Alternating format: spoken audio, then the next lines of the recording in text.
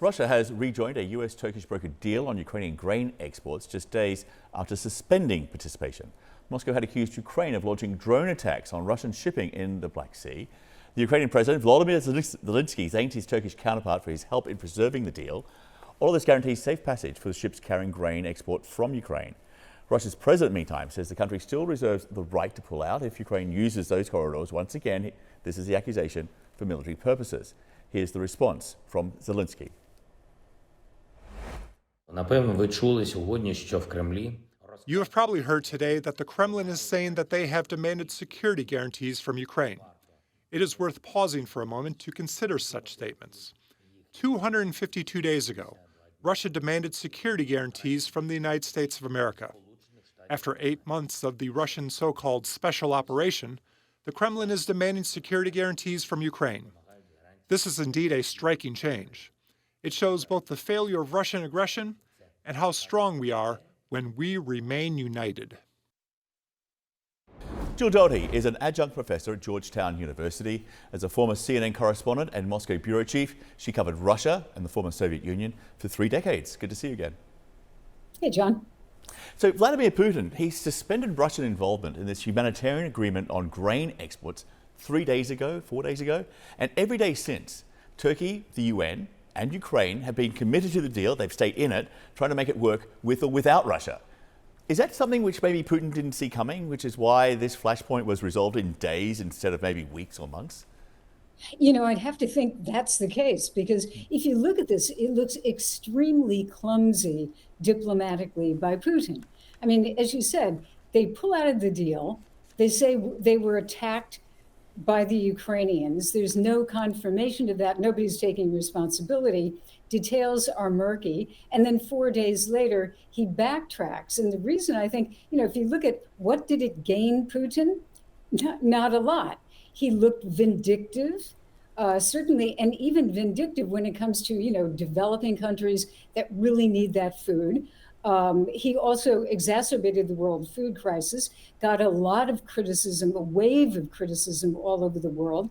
And then, as you pointed out, the United Nations and Turkey continued to remove the grain and to ship it off. So that was, in effect, ignoring what Vladimir Putin had said. So I think it really ends up as a true diplomatic blunder. And well, now Russia is back in, but there's often a catch, and so it is with this decision by Putin to resume participation in the grain export agreement. And here it is. Listen to this.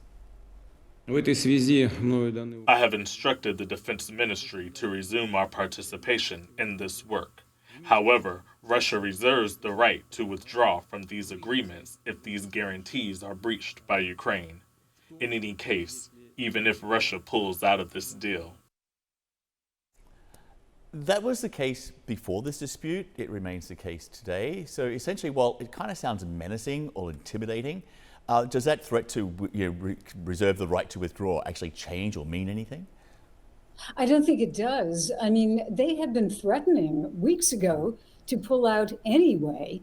And so then they finally did it. And unfortunately, this agreement, it's a temporary agreement that expires November 19th. So I don't think it really does anything for Putin. And then I think it was important, though, that he said, even if we pull out of the deal again, we will continue to supply this food to these developing countries, ones that really need it, poor countries in Africa, the Middle East, South America. And I think what he's doing is he made a very big point that a lot of that grain was going to Europe. And he wants to put himself on the side of developing countries. So hence, I think it was important for Putin to say, but don't worry, even if we do this again, we'll take care of you. Yeah, and with that in mind, Turkey's president, who's been one of the mediators here, received a shout out from Putin for mediating this latest dispute. And in Parliament on Wednesday, there were big cheers for Tayyip Recep Erdogan, who announced that Russia was back in.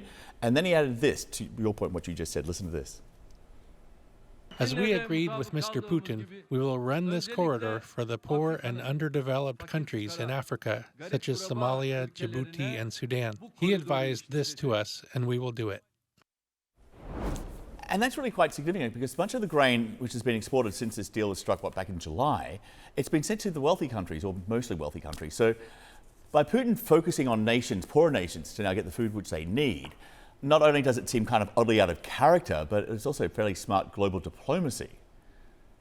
Well, it is, but don't forget that Russia has been, let's say, lobbying and trying to improve its relationship with the developing world, especially Africa. I mean, I was in Moscow 2 years ago when, at the same time that we were there, they had a big conference with African countries coming to Russia, et cetera. So I think that's their diplomacy has been that way. They are, and this is the message that they want to put out. We are a friend of the developing world, not those rich, imperial countries of Europe. So it's all part of the messaging that Putin has. Well, he's staying on message, if nothing else. Jill, thanks for being with us. Sure. Iranian-made Russian combat drones continue to inflict heavy damage on Ukraine's power grid. The latest strike in the Dnipro region has knocked out electricity and water supplies. The capital Kyiv came under a sustained attack on Monday. Millions were left in the dark without electricity and running water, and for the first time, the biggest hospital in the capital also went dark. CNN's Selma Abdelaziz has our report.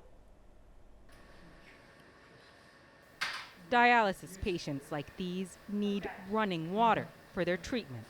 So when Russia targeted Kyiv's infrastructure Monday, lives hung in the balance. One patient here needs at least 4 hours and almost 300 liters of water 300 for liters one procedure of water. of running water. For one day, we had no water at all in this unit. That's just very dangerous to their health. For the first time since the start of the conflict, 4 of the capital's biggest hospitals were left without running water for most of a day. The Kyiv Regional Clinical Center was among the facilities impacted. Doctors and nurses here scrambled to transfer the most urgent cases. So we must be prepared to face even the most difficult challenges. For weeks, Moscow has pounded Ukraine's critical infrastructure, but medical facilities had so far been spared, relying on backup generators during blackouts. This week's strikes were so severe, Kyiv's water pumps stopped working, leaving some 1,500 hospital patients across the city in limbo. This is one of the hospital's sterilization rooms. It's here that staff come to clean surgical equipment. But once the water was cut off, they could no longer do that. That means all non-emergency operations had to be canceled. Hospitals require an enormous amount of water. This one, its officials say, uses some 15 tons per day. The medical director here says it created a huge challenge for her staff. We're ready for emergency situations every day. We can handle power cuts. But the lack of water was absolutely catastrophic for us, she tells me. We had to act quickly. Do you worry that the water system could be cut off again by Russian missiles? We worry every day. You worry every day? Every day and every morning. For now, the city's water services are restored, but it's a matter of if, not when, Moscow will strike Kyiv's lifelines again.